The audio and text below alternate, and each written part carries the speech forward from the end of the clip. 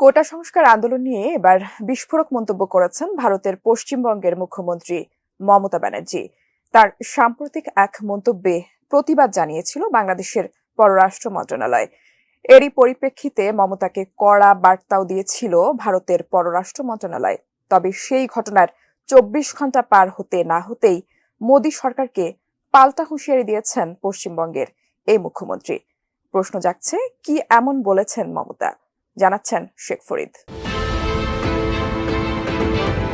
এবার কোটা ইস্যুতে বাংলাদেশিদের আশ্রয় দেওয়া নিয়ে নিজের মন্তব্যে অনড় থাকলেন পশ্চিমবঙ্গের মুখ্যমন্ত্রী মমতা ব্যানার্জি। মোদী সরকারকে স্পষ্ট জানিয়ে দিয়েছেন, তিনি যা বলেছেন ঠিকই বলেছেন, জেনেই বলেছেন। এ সময় মমতা দাবি করেন, তার বক্তব্য উদ্দেশ্য প্রণোদিতভাবে বিকৃত করেছে বিজেপি। নিজের মন্তব্য থেকে কোনোভাবেই পিছু হটছেন না তৃণমূল কংগ্রেসের প্রধান। মুখ্যমন্ত্রীর কথায় যা বলেছি ঠিক বলেছি, আমাকে যেন শেখাতে না আসে।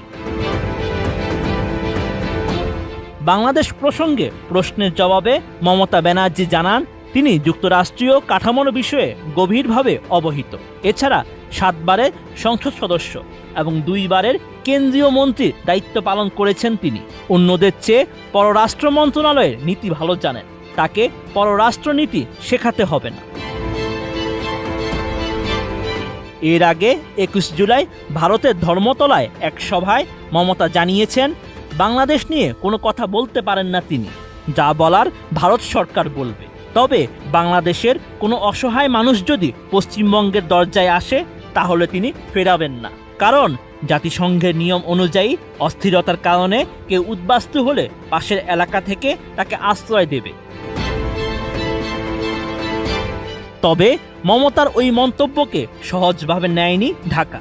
এই বিষয়ে প্রতিক্রিয়া জানাতে গিয়ে বাংলাদেশের পররাষ্ট্রমন্ত্রী হাসান মাহমুদ জানান, মমতার প্রতি যথাযথ সম্মান রেখেই বলতে চাই, তার সঙ্গে ঢাকার সম্পর্ক অত্যন্ত চমৎকার, ঘনিষ্ঠ ও উষ্ণ, কিন্তু তার এই বক্তব্যে বিভ্রান্তির সুযোগ রয়েছে। এই ব্যাপারে ভারতের কেন্দ্রীয় সরকারের কাছে লিখিতভাবে অভিযোগও জানায় বাংলাদেশ। এর ফলে মমতাকে কড়া বার্তাও দেয় মোদী সরকার। এ সময় ভারতের পররাষ্ট্র মন্ত্রণালয়ের মুখপাত্র রণবীর জসওয়াল জানান, পররাষ্ট্রনীতি নিয়ে কথা বলার অধিকার রাজ্যকে দেওয়া হয়নি। বিষয়টি একান্তভাবে ভারত সরকারের হাতে, তাই আন্তর্জাতিক বিষয় নিয়ে কোনো রাজ্যের নাক গলানোর প্রয়োজন নেই। যদিও সেই সতর্কতা কার্যত উড়িয়েই দিলেন মমতা ব্যানার্জি।